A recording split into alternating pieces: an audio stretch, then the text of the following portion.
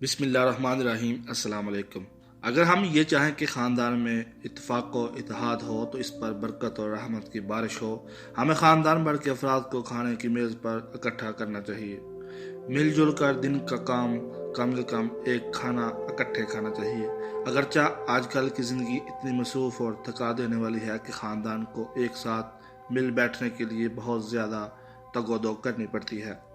کچھ گھرانوں میں ہفتہ وار تعطیل یا کسی تہوار کا انتظار کرنا پڑتا ہے، پھر کہیں قریبی عزیز مل کر بیٹھ کر تبادلہ خیال کرتے ہیں، اور کچھ خاندان روزگار اور ایک دوسرے سے دور و سکونت اختیار کرنے کے سبب ایک شہر میں ہوتے ہوئے بھی روز تو کیا کئی ہفتوں تک نہیں مل سکتے۔ ایسی مصروفیات اور طرز زندگی انسانی زندگی میں جذباتی مسائل پیدا کرنے کے چند اسباب ہیں۔ گو کہ لوگوں کو ایک میز کے گرد بیٹھ کر کھانے کی افادیت معلوم ہو، اس کے باوجود کئی خاندان یہ اعتراف کرتے ہیں کہ اس صحت مند سرگرمی کے لیے واقعی وقت نہیں نکل پاتا۔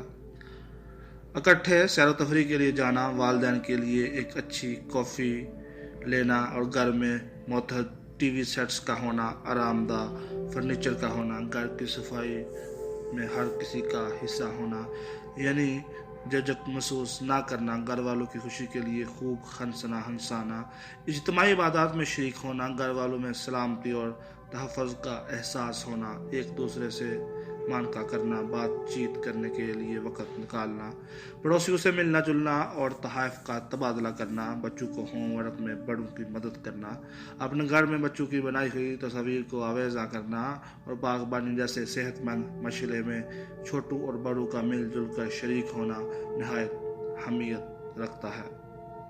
غرض یہ کہ دل کا اطمینان ایسی متاع گراں ہے کہ جس کی تلاش میں ہر شخص رہتا ہے۔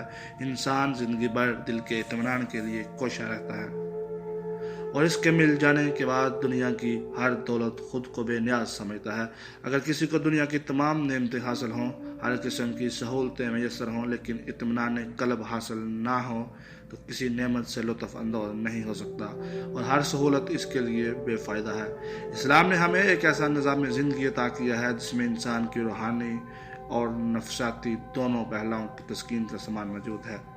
شریعت محمدی صلی اللہ علیہ وآلہ وسلم کی پیروی کر کے آداب و معاشرات اختیار کر لیے جائیں اور کھانے سے ہی ایک ابتدا کر لی جائے تو ڈپریشن، مایوسی جیسے اعصابی عارضوں سے محفوظ رہا جا سکتا ہے۔ ہمارے پیارے نبی پاک صلی اللہ علیہ وآلہ وسلم صحابہ کرام کے ساتھ مل کر کھانا تناول کرتے، اور گھر پر ہوتے ہوئے افراد خانہ کے ساتھ کھانے میں شریک ہوتے۔ جدید طرز زندگی میں اسلامی قدروں اور آداب کو شامل کر کے ہم ایک نہیں متعدد الجھنوں سے محفوظ رہ سکتے ہیں۔ خوش نصیب ہیں وہ لوگ جو سارا کنبہ اکٹھے ہو کر کھانا تناول کرتے ہیں۔ سر شکر نعمتیں اور رحمتیں سمیٹنے کے لیے ہمارے دلوں میں بڑی گنجائش موجود ہے۔